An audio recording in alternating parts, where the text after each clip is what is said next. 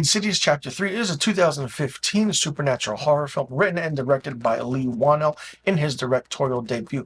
Now, Lee Whannell wrote the first two Insidious films, and what a way to write Chapter 3.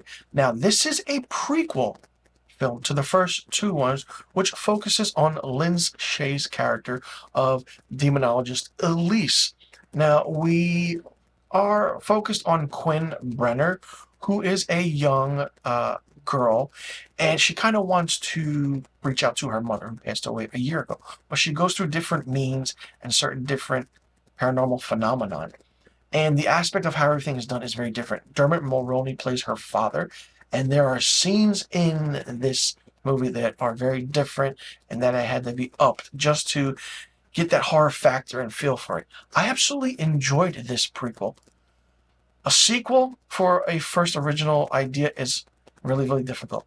But having a prequel, a third movie in the franchise that takes place way before the first one, or kind of 3 years before the events of what happened to the Lambert family, is very, very hard to do. Lee Whannell wrote and directed a phenomenal movie. The movie is 98 minutes long. It's a very, very short film. It had a budget of $11 million and grossed $113 million at the box office. So people were still coming to see what can you do with the Insidious franchise. Now, how we see the further and how it helps Quinn and everything, and how Elise knows how to do certain things was just fun.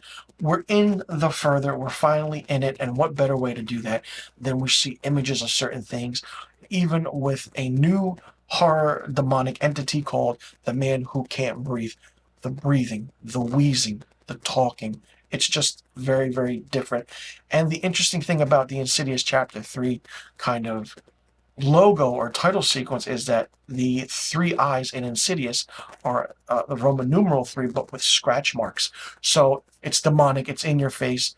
But the actress who played Quinn and anything that takes place in a kind of close quarters kind of suffers from dementia and says several strange and cryptic things. But that is the old woman that lives there, and she's trying to figure out what happens. And certain things happen to Quinn, but it's just interesting and kind of, there's a very touching moment at the end where it's very, very fun to see. But not only that, it's fun in a way where, and it's also the aspect of how Elise kind of understands the partnership between Specs and Tucker. Lee Whannell returns as Specs, and just seeing how that partnership started into the next films was really, really good. You can watch this film in numerical order, chronological order, or storyline order. So it's really, really interesting how everything happened. I had a fun time with this. I wouldn't say this third entry, the prequel, is a straight horror film. It's more story-based with jump scares thrown in, which is now what the horror aspect is, or the horror genre is, and you can see that happening after 2015 when this movie came out. I do want to probably say that this is the interesting aspect of how it was done, and it was really, really fun and really interesting. For me, Insidious Chapter 3 gets 4.5 out of 5 stars. Let me know in the comment section below what you thought about Insidious Chapter 3. Did you like it? Did you not like it? What did you think of it? Did you like that this third entry went back as a prequel that took place before the Lambert family hauntings? Did you like seeing Lynn Shay's character of Elise be front and center? What was your favorite scene? What was your least favorite scene? And do you think the kind of ghost spirits or demons in this were scarier than the first two installments? Let me know in the comment section below about all the questions I just asked. And also let me know what rating you would give Insidious Chapter 3. And be sure you click that subscribe button and hit that notification bell for new review videos on my channel.